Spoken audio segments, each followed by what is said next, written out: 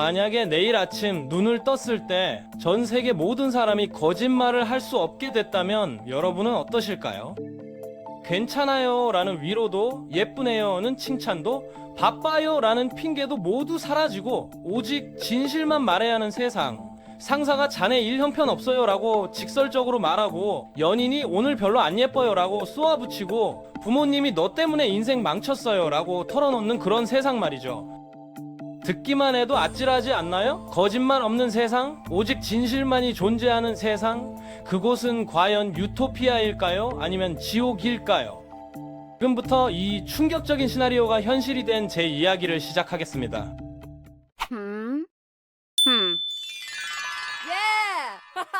아침에 눈을 떴습니다. 뭔가 이상했어요. 평소처럼 오늘 뭐 입지? 라고 혼잣말을 했는데 제 입에서 나온 말은 어차피 뭘 입어도 별로예요 였습니다.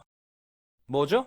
이건 제가 하고 싶었던 말이 아닌데요. 저는 당황했지만 대수롭지 않게 넘겼습니다. 그냥 컨디션이 안 좋은 모양이라고 생각했죠.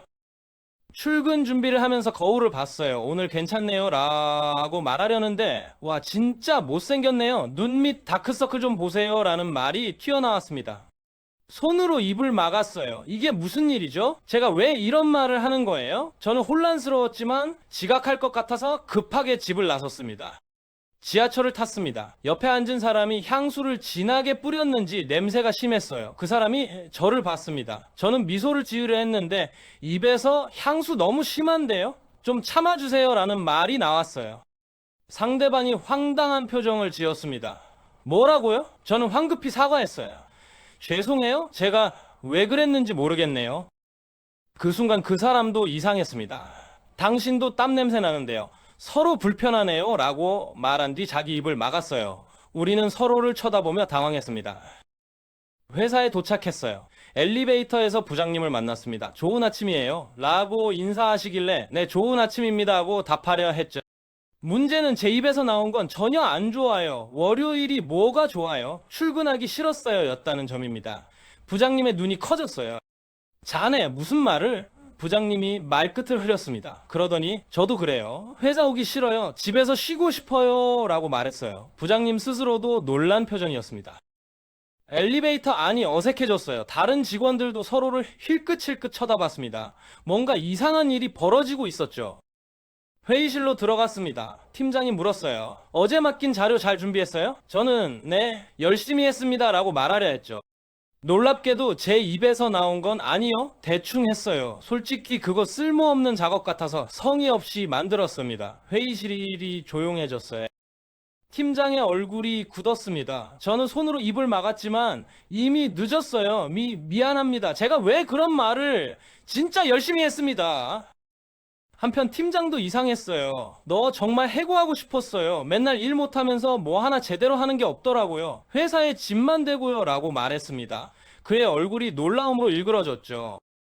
회의실이 아수라장이 됐습니다. 모두가 평소 숨겨왔던 말들을 쏟아내기 시작했어요. 저 사람 정말 싫어요. 맨날 일 떠넘기고요. 회의 때마다 쓸데없는 소리만 해요. 팀장님 무능해요. 의사 결정도 못하고요. 저는 공포를 느꼈습니다. 이게 대체 무슨 일이죠? 세상이 미쳐가고 있었어요. 사람들이 입에 담을 수 없는 말들을 서슴없이 내뱉었습니다. 옆자리 김대리가 부장님, 사실 부장님 프레젠테이션 맨날 엉망이에요. 준비도 안 하고 와서 망신당하잖아요 라고 말했습니다. 김대리는 자기가 한 말에 겁에 질린 표정을 지었어요. 부장은 얼굴이 붉어졌어요. 뭐? 너 당장! 그러다 말을 멈췄습니다. 사실 맞아요. 저도 알아요. 그렇지만 너도 뒤에서 맨날 험담하잖아요. 다 들려요 라고 받아쳤죠. 회의는 완전히 엉망이 됐습니다. 사람들이 서로에게 평소 못했던 말들을 퍼부었어요. 욕설이 오갔고 누군가는 울기 시작했습니다. 저는 자리에서 일어나 화장실로 향했어요. 복도에서 다른 팀 직원들도 비슷한 상황이었습니다. 사무실 곳곳에서 소리 지르는 소리, 우는 소리가 들렸어요. 화장실 거울 앞에 섰습니다. 진정해요. 뭔가 이상한 일이 벌어지고 있어요 라고 스스로에게 말했어요. 그럼에도 입에서 나온 건 너 인생 실패작이에요. 이 회사도 별로고 너도 별로예요 였습니다.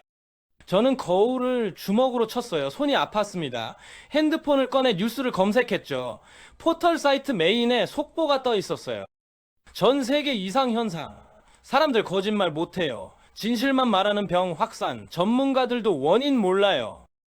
댓글들을 봤습니다. 저도 그래요. 아침부터 남편한테 사랑 안 한다고 말해버렸어요. 상사한테 욕했다가 잘렸습니다. 친구들 다 잃었어요. 세상이 무너지고 있었어요. 저는 공포에 떨며 점심시간까지 화장실에 숨어 있었습니다.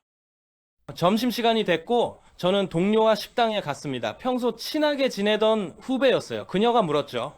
저 오늘 헤어스타일 어때요? 새로 했어요. 이상해요. 무슨 행주 같아요. 전에 머리가 훨씬 나았어요. 라는 말이 제 입에서 나왔습니다. 저는 깜짝 놀라 사과했어요. 미안해요. 제가 왜 그랬죠? 그녀도 언니도 오늘 옷 진짜 별로예요. 센스 없어요. 맨날 똑같은 옷만 입고 다니는데 질리지도 않아요. 라고 받아쳤습니다. 그녀의 눈에 눈물이 고였어요. 우리는 서로를 쳐다보며 당황했습니다. 언니, 저희 뭔가 잘못됐어요? 나도 알아요. 세상이 잘못됐어요. 식사를 하려는데 음식이 나왔어요. 종업원이 맛있게 드세요 라고 말하려다 솔직히 이거 별로예요. 오래된 재료로 만들었어요 라고 말했습니다. 그는 당황해서 주방으로 뛰어갔죠. 우리는 음식을 쳐다봤어요. 먹을 수가 없었습니다. 식당 안이 술렁거렸어요. 다른 손님들도 비슷한 상황이었죠. 한 손님이 사장님 환불해 주세요 라고 소리쳤습니다. 사장이 나왔어요. 죄송합니다. 저희가 그러다 말을 멈췄습니다. 아니 사실 죄송하지 않아요. 실은 나가세요. 당신들도 진상 손님이잖아요. 식당이 난리가 났습니다. 사람들이 소리를 지르고 사장과 손님들이 말싸움을 벌였어요. 저는 후배와 함께 급히 식당을 나왔습니다. 거리도 혼란스러웠어요. 사람들이 서로에게 고함을 질렀습니다. 차 못 모니까 면허 반납해요. 길 막지 마세요. 느려 터졌어요. 뭘 쳐다봐요? 기분 나빠요. 편의점에 들어갔습니다. 물이라도 사려고요. 알바생이 어서 오세요 라고 말하려다 또 왔네요. 귀찮아요. 빨리 사고 나가요 라고 말했어요. 그는 자기 입을 막았습니다. 저는 물을 집어들고 계산대로 갔어요. 1,000원입니다 라고 알바생이 말했습니다. 저는 카드를 건넸죠. 팁 주지 않을 거예요? 인색하네요 라는 말이 그의 입에서 나왔어요. 당신 서비스 태도가 별로잖아요 라고 제 입에서 튀어나왔습니다.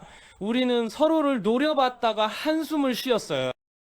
회사로 돌아가는 길 핸드폰이 울렸습니다. 엄마였어요. 받기가 두려웠지만 받았습니다. 저녁 먹으러 올래요?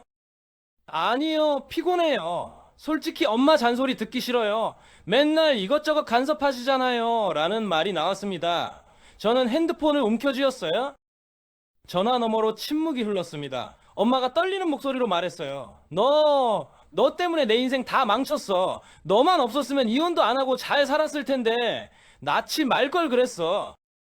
엄마 목소리가 떨렸습니다. 본인도 왜 그런 말이 나왔는지 모르는 것 같았어요. 아니야, 엄마가 왜 그런 말을... 미안해!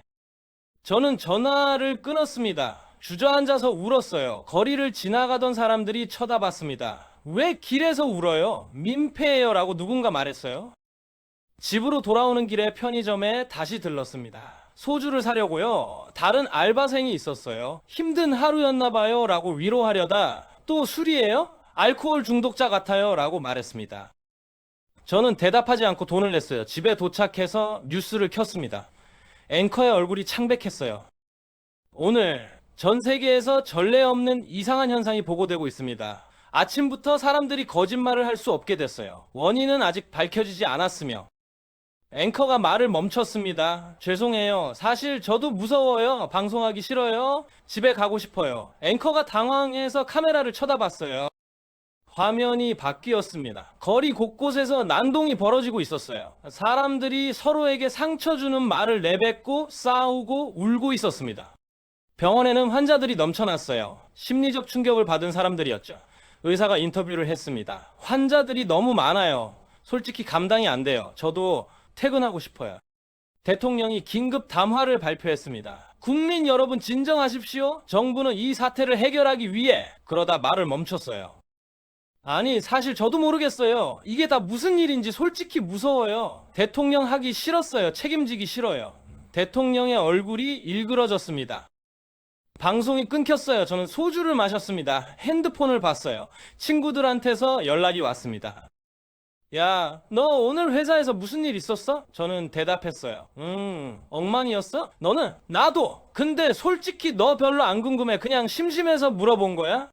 저는 한숨을 쉬었습니다.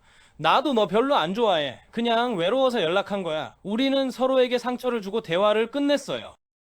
다음날 아침 회사는 텅 비어 있었습니다. 절반 이상이 출근하지 않았어요. 출근한 사람들끼리 서로 물었습니다. 너 왜 왔어? 회사 싫다며? 응, 싫어. 근데 돈 벌어야 해. 너도? 나도! 우리는 허탈하게 웃었어요. 웃을 수밖에 없었습니다. 팀장이 긴급 회의를 소집했어요. 여러분, 이 상황을 극복하려면 그러다 말을 멈췄습니다. 사실 극복 못할 것 같아요. 회사 망할 것 같아요. 저도 이직 알아보고 있어요. 직원들이 웃었습니다. 쓴 웃음이었어요. 저희도요. 모두가 고개를 끄덕였습니다. 오후쯤 되자 사장이 전 직원을 소집했어요. 여러분, 회사가 어려운 상황입니다만 그러다 한숨을 쉬었습니다.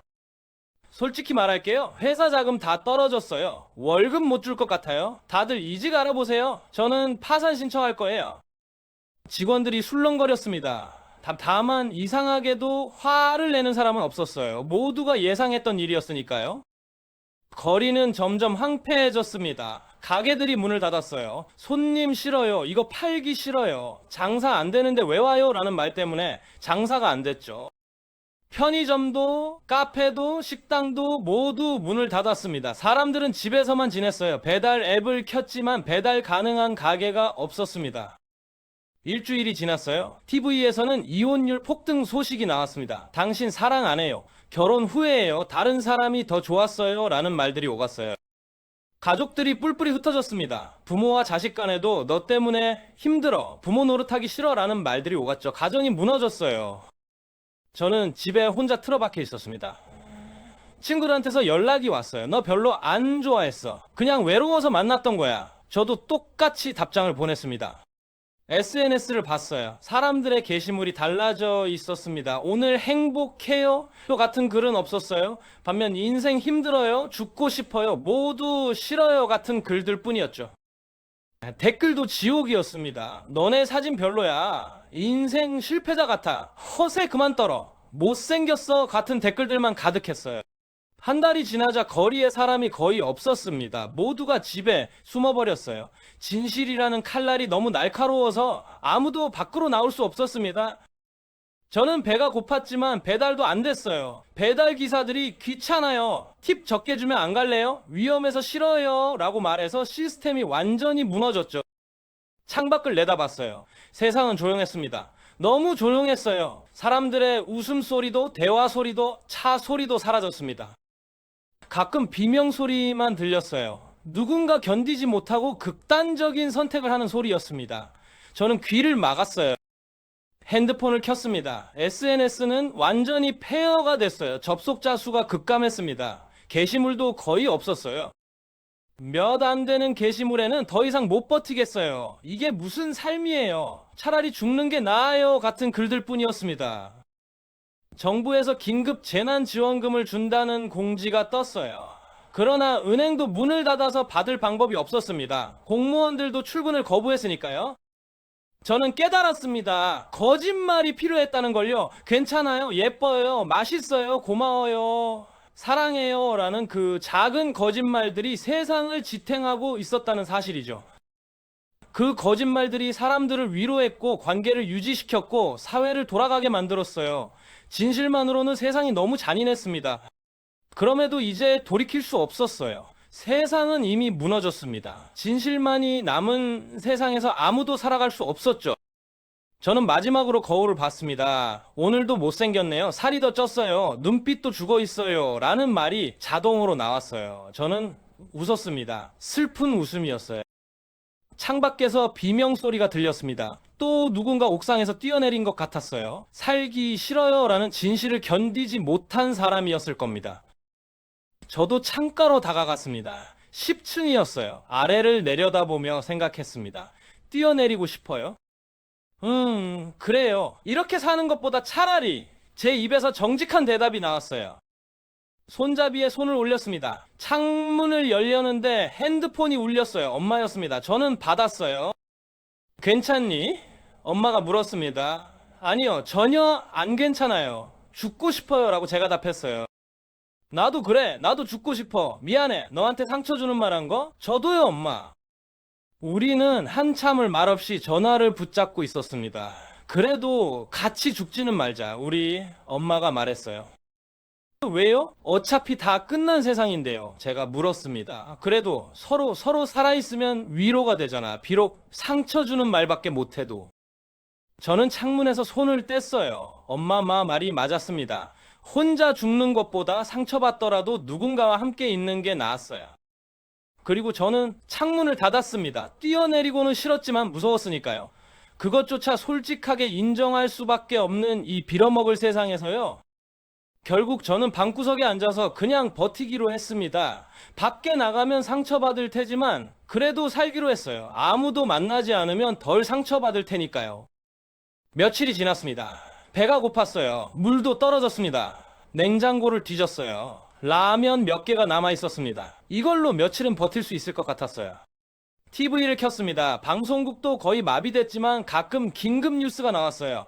사망자 급증, 사회 시스템 붕괴, 구조 요청해도 아무도 안 와요. 기자가 말했습니다. 솔직히 저도 방송하기 싫어요. 무서워요. 그렇지만 누군가는 해야 할 것 같아서요. 혼자 있으면 더 무서워서요. 저는 라면을 끓였어요. 맛있겠어요 라고 말하려다 말없을 것 같아요. 이 라면 유통기한 지났어요 란 말이 나왔습니다. 그래도 먹었어요. 창밖을 봤습니다. 가끔 사람이 보였어요. 좀비처럼 비틀거리며 걷는 사람들이요. 식량을 구하러 나온 사람들이었습니다. 한 사람이 다른 사람에게 도와주세요 라고 말했어요. 싫어요. 당신 도우면 제가 손해예요 라는 대답이 돌아왔습니다. 도움을 요청한 사람이 바닥에 주저앉았어요. 저는 커튼을 닫았습니다. 보고 싶지 않았어요. 세상이 무너지는 걸 보고 싶지 않았습니다.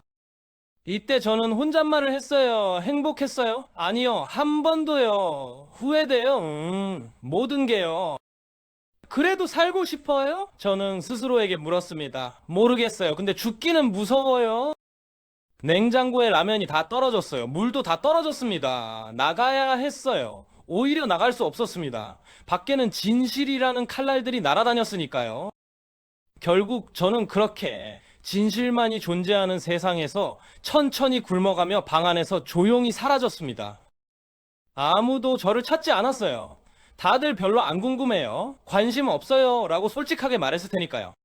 마지막 순간 저는 생각했습니다. 거짓말이 그리웠어요. 괜찮아질 거예요. 라는 거짓말이, 널 사랑해요. 라는 거짓말이, 오늘 예뻐요. 라는 거짓말이요. 그 거짓말들이 저를 살게 했었는데요. 이제는 진실만 남았고 그 진실은 너무 무거워서 견딜 수 없었습니다.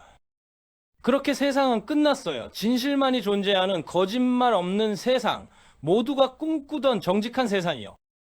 더 놀라운 것은 그 세상이 지옥이었다는 점입니다. 너무 정직해서 너무 진실해서 아무도 살 수 없는 지옥이요. 저의 마지막 생각은 이것이었습니다. 거짓말이 필요했어요. 살아가려면요. 그리고 모든 것이 어두워졌습니다.